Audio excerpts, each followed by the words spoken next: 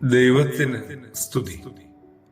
പ്രഭാത കിരണത്തിലേക്ക് സ്നേഹവന്ദനം. ഭാഗം 1896.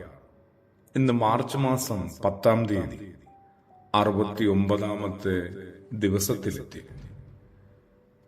നമ്മുടെ കർത്താവിന്റെ കുഷ്ഠരോഗികളുള്ള സമീപനത്തെക്കുറിച്ച് നമ്മൾ കഴിഞ്ഞ പുലരിയിൽ ഒന്ന് ആലോചിച്ചിരുന്നു.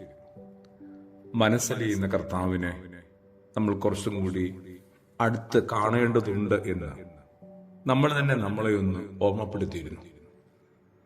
ഇങ്ങനെ അകറ്റി നിർത്തുന്ന മനുഷ്യര് എല്ലാ കാലത്തും ഉണ്ട്, എല്ലാ മേഖലകളിലും. അവരിലേക്കൊന്ന് എത്തിപ്പെടാനായിട്ട് എനിക്കും സാധിക്കണ്ടേ? എന്റെ വീടിനകത്തുള്ള മനുഷ്യരോട് പോലും എനിക്ക് കുറച്ചുകൂടി മനസ്സലിവ് പ്രകടിപ്പിച്ചേ മതിയാവും.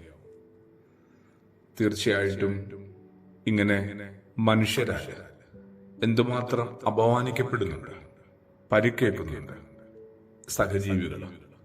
കുറെ കൂടി മനസ്സലിവ് ജീവിതത്തിൽ സൂക്ഷിച്ചേ മതിയാവും. മാത്രമല്ല, തൊട്ട് സൗഖ്യമാക്കുന്ന ഒരു കർത്താവിനെ കൂടി നമുക്കിവിടെ പരിചയപ്പെടാൻ പറ്റും. തീണ്ടലും തൊടിയിലും അസ്പർശതയും നിലനിന്ന സമൂഹത്തില് യേശു അവന്റെ യാതനയുടെ മുമ്പിൽ അനുകമ്പ നിറഞ്ഞു നിൽക്കുകയാണ്. അവിടെ നിന്നാണ് അദ്ദേഹം നല്ലൊരു നിലപാടെടുത്തത്. വചനം പറയുന്നത് ഇങ്ങനെയാണല്ലോ: അവൻ കൈനീട്ടി അവനെ തൊട്ടു. എനിക്ക് മനസ്സുണ്ട്, നീ ശുദ്ധമാകുക എന്ന് പറഞ്ഞു. ശുദ്ധമാക്കിയതിനേക്കാളും എത്രയോ വലിയ വിപ്ലവം നിറഞ്ഞ, അത്ഭുതം നിറഞ്ഞ കാര്യമാണ് അവനെ കൈനീട്ടി തൊട്ടു എന്നത്. ഉടനെ കുഷ്ഠരോഗം മാറി അവൻ ശുദ്ധമായെന്നാണ് തിരുവചനം പറയുന്നത്. യേശുവിന് വേണമെങ്കിൽ നല്ല തീർച്ചയായും ഒരു വാക്കുകൊണ്ട് അവനെ സൗഖ്യപ്പെടുത്താൻ കഴിയുമായിരുന്നു. എന്നിട്ടും അവനെ കൈനീട്ടി തൊടുക വഴി വലിയൊരു സത്യം ആ സമൂഹത്തോട് ഇന്ന് നമ്മൾ ഓരോരുത്തരോടും പ്രഖ്യാപിക്കുക കൂടിയാണ്. ആരും അസ്പർശ്യരല്ല എന്നാണ്.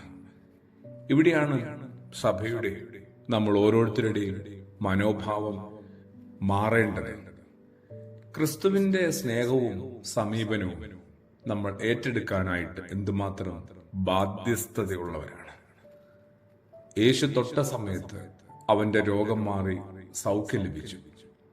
ശരീരത്തിലുള്ള സ്പർശനം വഴി രോഗിയുടെ ആളത്വത്തെ ആദരിക്കുകയാണ് യേശു ചെയ്തത്. അവന്റെ ആളത്വത്തെ അംഗീകരിക്കുകയാണ് യേശു ചെയ്തത്. സഭയുടെ കുറെ കൂടി മനസ്സലിവ് നിറഞ്ഞ, അനുകമ്പം നിറഞ്ഞ ഇടപെടലുകൾ മനുഷ്യർക്ക് ലഭിക്കട്ടെ. സഭയെന്ന് പറയുമ്പോൾ അതിന്റെ ഓരോ ചെറിയ യൂണിറ്റുകളാണ്. നമ്മൾ ഓരോരുത്തരും നമ്മളിൽ നിന്ന് അത് സംഭവിക്കട്ടെ. എല്ലാ രോഗികൾക്കും വലിയ ആശ്വാസത്തിന്റെ വാർത്തയായി മാറുന്നു ക്രിസ്തു യേശു. രോഗം തന്നെ മനസ്സിന്റെ ഒരു ദുർബലതയാണല്ലോ.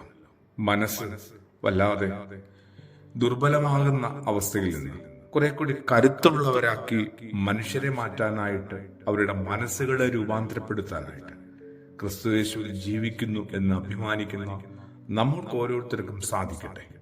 പ്രാർത്ഥനയോടുകൂടി ആമേൻ.